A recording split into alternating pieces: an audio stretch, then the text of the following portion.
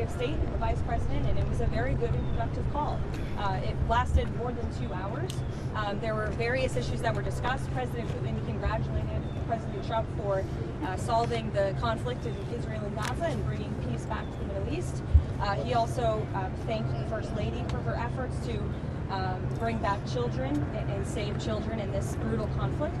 And the president feels like great progress was made on this call. They also agreed to have a high-level senior staff meeting convene as early as next week, which will then be followed by a meeting very likely between President Trump and President Putin as well. They talked about Budapest as being a location for that. So as you all know, President Zelensky is coming to the White House tomorrow, so these discussions will continue. And frankly, I think the president deserves great credit. He literally just got off of a trip to the Middle East where historic peace and accomplishments, seeing the hostages return out of Gaza.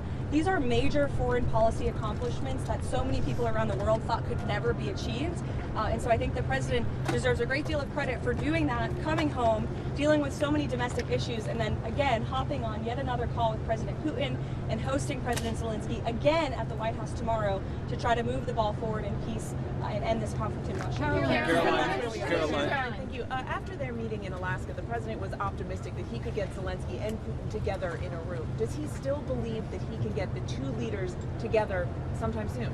I think he thinks it's possible, and he would, of course, love to see that happen. But right now, there were discussions and plans are now being made for the Russian side and our folks, led by Secretary of State Marco Rubio, to meet, and then for President Putin and President Trump to perhaps meet again. But I don't think the president has closed the door on that at all. And when is he going to meet Putin? You said in Hungary, possibly when? Well, this call literally just happened, so we will provide you with more details as soon as we can, I promise. On that call, did Vladimir Putin commit to sitting down with President Trump and President Zelensky?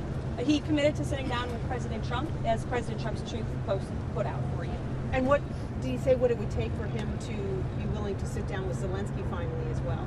I don't want to get into that, but as I just said, the president and President Putin discussed meeting together in Budapest. And President Trump will talk about that opportunity with President Zelensky when he's here at the White House. And Zelensky when he's here at the White House tomorrow. Does President Trump believe any conditions have changed to make a second meeting with Putin better, more successful than the Alaska meeting? I think the president is always willing to take a chance at diplomacy, and this war, he has always said, is going to have to end at the negotiating table. And